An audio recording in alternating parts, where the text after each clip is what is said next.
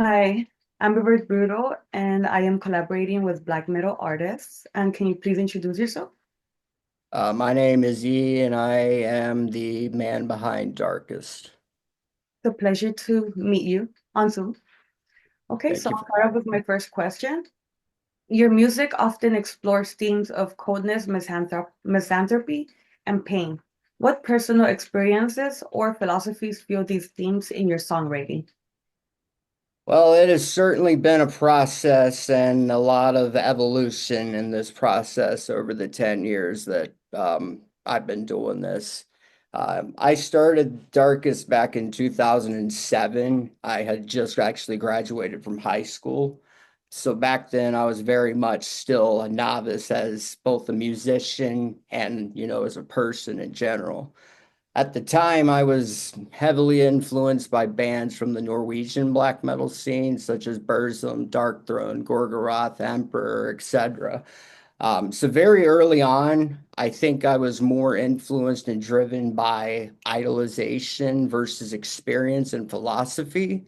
But depression was something that was very much a seed that was planted very early on, and that would eventually blossom into something much more sinister and malevolent. And as time progressed and things began to take a turn for the worst in my life, I actually became a drug addict. And drug addiction definitely took me into some very dark corners of the world. And that's actually what led to the 10-year hiatus of Darkest. But honestly, this has been a very pivotal and a very defining era of my life. I found myself drawn to this very powerful and just noticeable force. And I just became enthralled by the chaos and the darkness that surrounded it. I endured homelessness, or I was homeless for a while. I faced incarcerations, violence, crime, and even death a few times from drug overdose.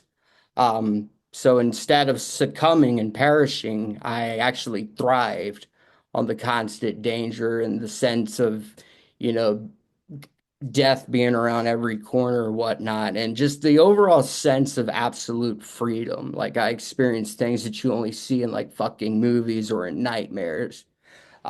So it was around this time where I also established contact with a higher power, a diabolical higher power. And I could certainly, just feel it. And instead of running from it, I just kind of embraced it. Well, eventually, I think this revelation or whatever, I had kind of found what I was looking for. And instead of running from it, I basically just embraced it. And ever since then, I finally got clean and sober in the year 2020. And ever since then, I basically have taken those experiences from, drug addiction and channeled that into my music.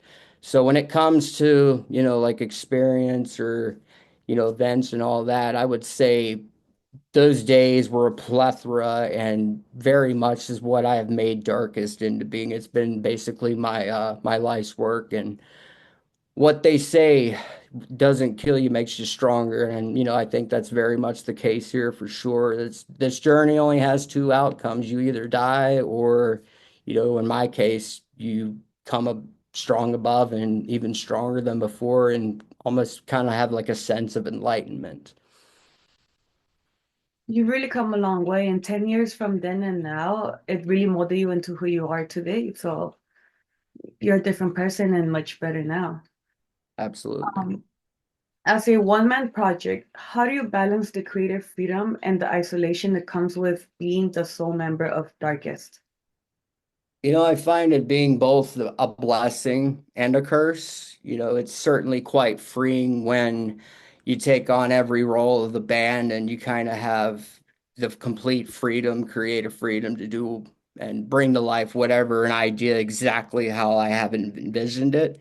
I'm also a very punctual person and a creature of habit, so I often find myself becoming complacent with, playing instruments and how I play with instruments. So like when it comes to playing with other musicians, it can kind of be a little difficult to, direct an idea like how I'm wanting certain things to sound like, or, something along those lines.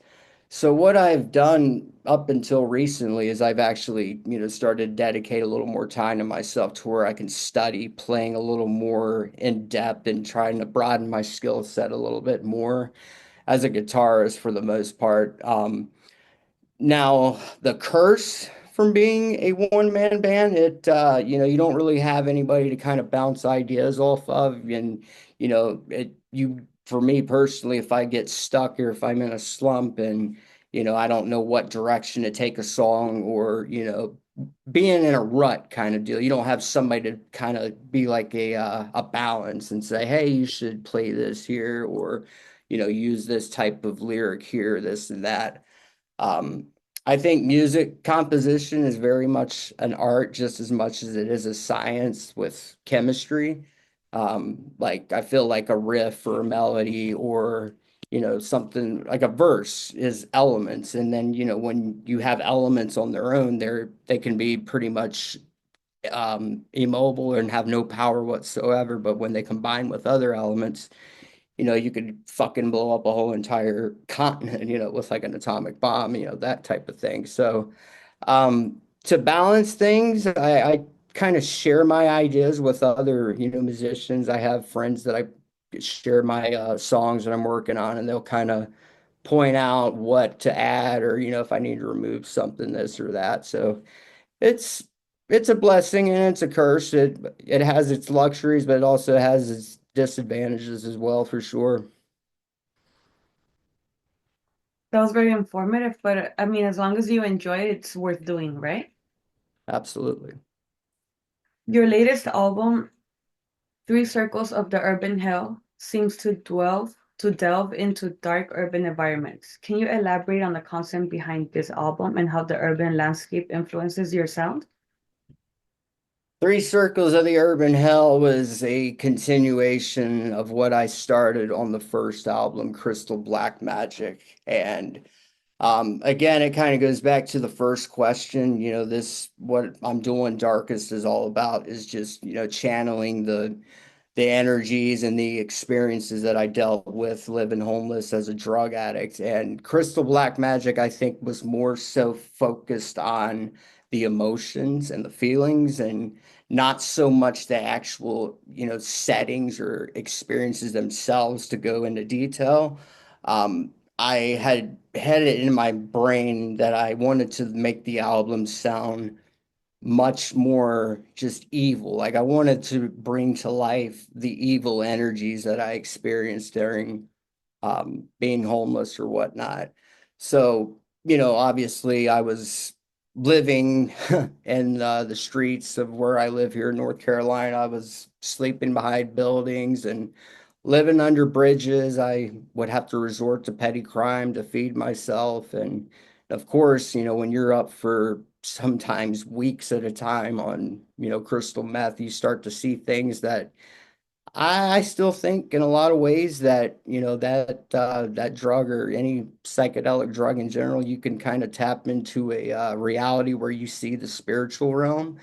And the whole urban concept behind the record is going more into details, the actual places and, bringing a face and, um, I guess I can't really think of how to put it into words, but it's more of the aggression and the viciousness that I dealt with. And Crystal Black Magic was more emotional and it was just kind of from the heart. Whereas I think Three Circles of the Urban Hell was kind of the three circles represents the first one was an illusion, which, you think the drugs make you think that everything's good. They make you think that, okay, this is all fine. And then the second circle is when the oppression and all the bad shit happens and you realize, okay, maybe this isn't so good. And then the third and final circle is basically either death or transcendence and coming back with enlightenment. So it's It's been a process. I think there's a lot of different ways to interpret the record for sure. But for the most part, the urban, I guess, landscape behind everything was something I wanted to, piggyback on what I had started in Crystal Black Magic. It's a very interesting concept. I like how you put all that into detail in the seven like rings of hell, you said, or layers. Yes, ma'am. Okay, so I'm going to the track. Can you tell me the name? I forgot. 𝓑𝓻𝓾𝓽𝓪𝓵. The track Cop Verband has a strong evocative title. What is the significance behind this track and how does it fit into the overall narrative of the album? Well, it is certainly by far the most unique song I've ever done, just because it's the most chaotic and the most brutal. I've always kind of resorted to doing mid-tempo songs and kind of more slower, doomy material versus, Totem Cop Verbanda, which is just complete fast brutality from start to finish. Um, it's actually the shortest song on the entire record, but when I was tracking this song, recording it, it took me almost 12 hours to do the song because you got to be so tight and hit everything where it needs to be. And I just remember telling myself, I'm like, why the fuck is this taking me so long? But it was a challenge. I wanted to challenge myself to step out of my comfort zone and do stuff that I haven't done before. And it resulted in a much, I was pretty pleasantly surprised with what the results were. But Totem Verbanda, just to kind of go into detail, I'm a history buff. I'm very, very interested in the World War II and the Holocaust era. So when I was creating this song, just the viciousness and the sheer brutality kind of just had me thinking about the 𝓑𝓻𝓾𝓽𝓪𝓵, which was they were a sect of the German army, and if you know your history, what they were known for, and it's not the best time of history to say it lightly, but the viciousness and just the brutality, I think it just when I listen to the song and when other people listen to the song as well, it's you could very much hear the violence and the blast beats and the tremolo guitars, and it's definitely gotten a lot of reception. A lot of people say it's the most unique, darkest song to date, which I can certainly second because it definitely is the fastest thing I've ever done. Like I said, it was a fucking bitch to record, but I would definitely do something like that again in the future. Maybe kind of experiment with more with the faster stuff just to kind of see what I can do. But um, it's more so like telling a story, like from that time of history and just the violence and just pure brutality behind everything. I like that. It has a deep meaning with the history of what happened in Germany, correct? Absolutely, yes, ma'am. Okay, for my next question. How has the evolution of your sound from early demos like Block Comet List, I hope I said that correct, You sure did. latest full-length album Shape Darkest as an entity? Well, since I am 100% do it yourself, I also handle all the production. So that in itself has been a transformation since I recorded Block Comet List back in 2007. A little backstory behind that. I had actually recorded that album, or excuse me, demo with a buddy of mine from school with a laptop and just your very generic USB microphone. And honestly, neither of us had a fucking clue what we were doing, but the results winded up coming out being much more appealing than I think what either of us had initially expected. The recording was very much it possessed the raw, rough around the edge, low fidelity type of aesthetic that black metal is most known for. But for what it was worth at the time of its release, the response, I was actually very impressed with it. Like I did not expect to get the kind of feedback that I did in these days. This is back in 2007 before, the digital age, before social media. And the only way people were able to listen to the album or the record was through either cassette. I had just recorded a very, very limited amount of copies on a cassette and then also on CD. Um, but unfortunately, the audio files for that recording were on a computer hard drive that fatefully perished before, excuse me, before the hiatus of Darkest, and the only existing copies of the demo are pretty much a needle in a haystack at this point, meaning they could be here in the Carolinas, they could be over in California. Fuck, for all I know, they could be over in Europe. Who knows? But I think I do still have a couple copies laying around that I do plan to eventually upload. And I've even kind of dabbled in the idea of maybe doing a reimagining, like a re kind of like a re-recording of the demo itself, just to kind of see what I could do based off of just memory or whatnot. But as time has progressed, the next recording was the Dissension EP, which was in 2020, and then the From the Darkest Grave EP we did a year after that. I did that with a buddy of mine, so I kind of had a little bit of help with the production, but as you know, I started to learn more and more about audio production and how to do it, and this and that. I wanted to take on the role to kind of do everything completely on my own. So after I did From the Darkest Gray, when I started recording Crystal Black Magic in 2022, I really began to study production very, very, uh, you know, hardcore. Like I was learning how to mix, master, and there was a lot of trial and error. Like I think I have like fucking, I want to say close to 100 mixes on my MacBook from just mixes that I would listen to. And if I don't like something, I'm like, okay, I got to go back and fix this. I got to do, it's literally like living in a fucking hell sometimes. Like you're your own enemy when you're both the producer and, the band making the music.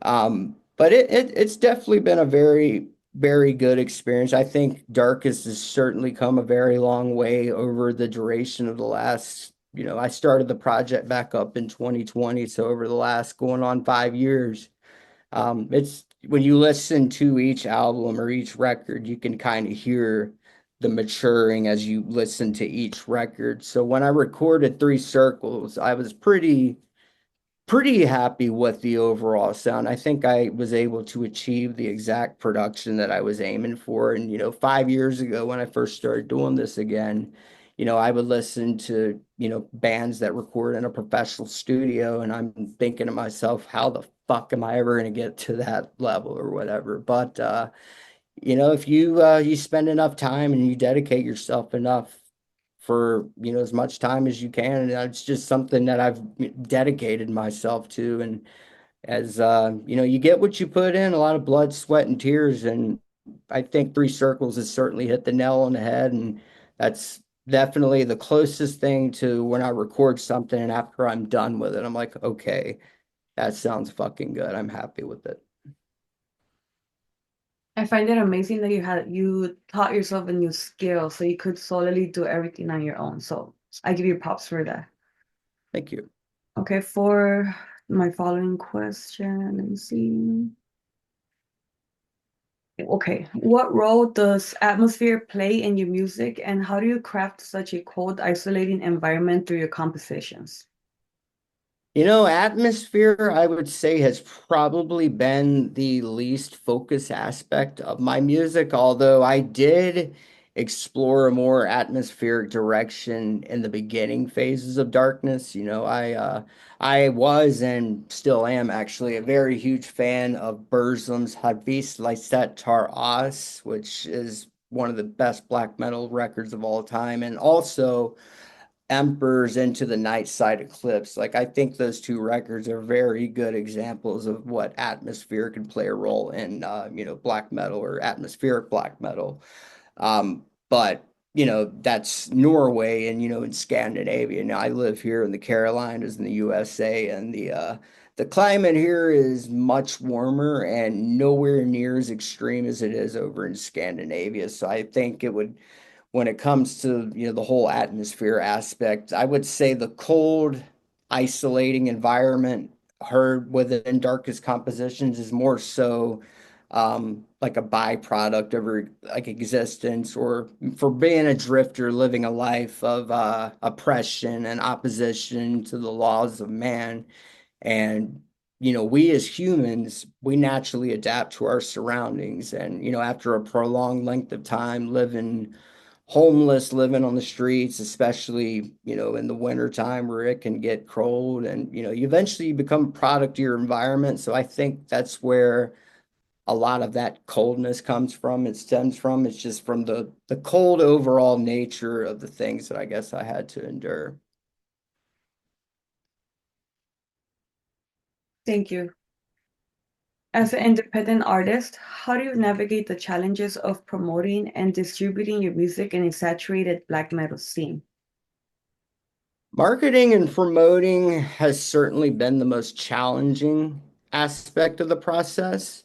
But for me personally, I find this to be the most exciting because the uh, the amount of possibilities and opportunities that arise after a release are, pretty much infinite.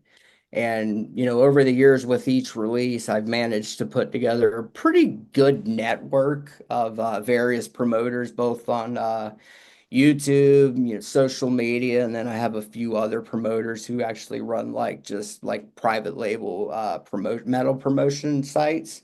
So I've put together a pretty good team, and anytime I release any, like for this last record, I send it to them, and I feel like with each release I gain a new source or a new channel to send my material from, or send my material to. And it's definitely helped getting darkest music out there, because back when I first started in 2020, I was still very much learning where to go. And, with the digital age being at its pinnacle right now, it's certainly been, a huge asset in being an independent artist because, when you're an independent, you're artist, you're the musician, you're the engineer, you're the promoter, you're literally fucking everything. So you're putting on different roles, putting on different faces, and I try to learn something new with each release, and it's always about progression. But and within the black metal scene, there's so many black metal bands. Like I see on Spotify, like I'll just kind of be scrolling through, and a lot of half the fucking bands I can't even pronounce. I'm like, what the fuck does that say? And I'll listen to it. So it's kind of good to know like what I'm up against, and I kind of have an idea of like how to make myself stand out and seem more unique, which I have a very, very great artist. He's actually a bandmate of mine, one of my closest friends, and he's always done all my artwork for me. And I think that's been a very huge part of the process because I think that's what draws the listener in to begin with. They see a cover that's like, okay, what is this? And it's like provocative and not the usual black metal. It's a black background with a bunch of scribbly fucking white writing. Like, what the fuck does that even say? And then, you go and you listen to it and you're like, oh, this is just another band that, tried to record a lo-fi Burzum-like album, blah, blah, blah, blast beats, same shit. So it's really about trying to stand out and, be unique within the black metal, the black metal scene to make yourself stand out. I agree with that. I mean, there are a lot of black metal, and I've seen like a lot of bands on Spotify as well.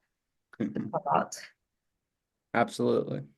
The rawness of black metal is a key aspect of darkest sound. How do you maintain that rawness while still evolving technically as a musician? I just stick to my guns. I know what works. I have my own craft, I guess, as you want to call it. I know I have like my own little formula when it comes to writing music, and it kind of goes back to what I said earlier. You get complacent, what works, and I think I've managed to put together a decent enough sound to where I am able to keep that constant, I guess, identity, if that makes sense. But I think it's very important to remain, true to your roots, but also at the same time, you want to grow both as a musician and as an artist. So I'm always looking into new ways or new outlets to take my future material to or whatnot. But it's all about sticking with what you know, and sometimes you gotta dip your foot in the water with other directions, and if it doesn't work, it doesn't work. Just move on, and eventually over time you gather enough elements to sharpen up your craft a little bit more and more at each time. So I keep it simple. I take it one day at a time like I do everything else. And at the end of the day, it may take a week, it may take months, or hell, even take fucking years. I'll get what I have my mindset towards, and I just work towards it, and just just keep doing with what works. It's the best way to put it. I agree with that. With the track I Kill Everything I Fuck being a Gigi Allen cover, what inspired you to include such a controversial figure's music in your album? How do you view the role of shock in extreme metal?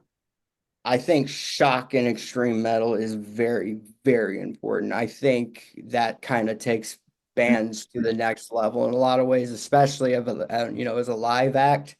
But when it comes to Gigi Allen, I've always been a Gigi fan for, as long as I can remember.